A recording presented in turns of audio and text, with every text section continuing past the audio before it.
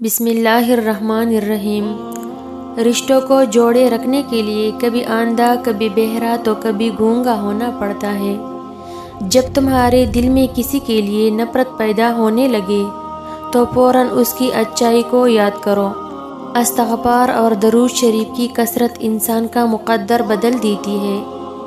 دل جیتنا چاہتے ہو تو آواز میں نرمی پیدا کرو۔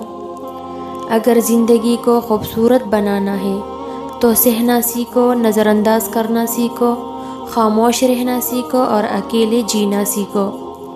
جب دعا کرتے وقت تمہاری آنکھوں سے آنسو آنے لگے تو سمجھ جانا تمہاری دعا بارگاہ الہی میں قبول ہو چکی ہے۔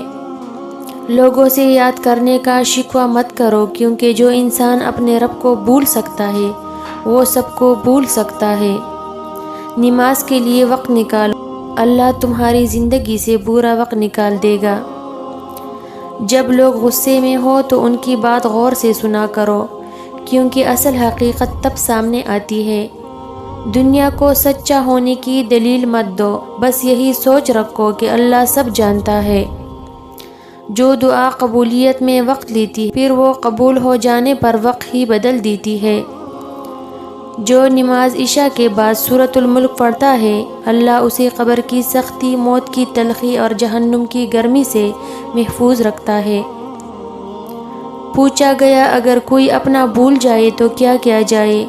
فرمایا کوئی اپنا ہو وہ کبھی بھول نہیں سکتا، اور جو بھول جائے وہ اپنا نہیں ہوتا۔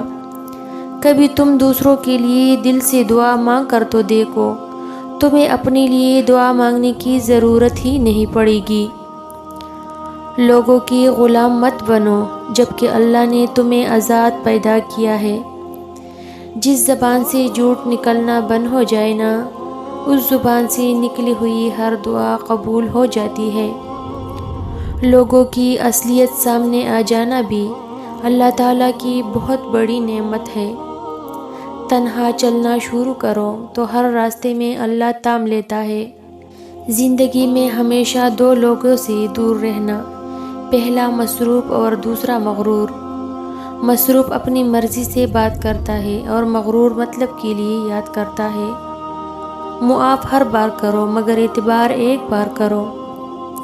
زندگی میں انمول ہوتا ہے وہ شخص جو پھول بھلے نہ لائے مگر آپ کو پھول سمجھ کر مرجھانے نہ دے۔ حضرت موسیٰ علیہ السلام سے عرض کیا خدایا میں تجھ کو کہاں تلاش کروں؟ اللہ نے فرمایا ٹوٹے ہوئے دلوں کے پاس۔ گھر چھوٹا ہو یا بڑا، مٹاس نہ ہو تو انسان تو کیا چونٹیاں بھی نہیں آتی۔ الفاظ کی چوٹ جسم کی چوٹ سے زیادہ گہری ہوتی ہے۔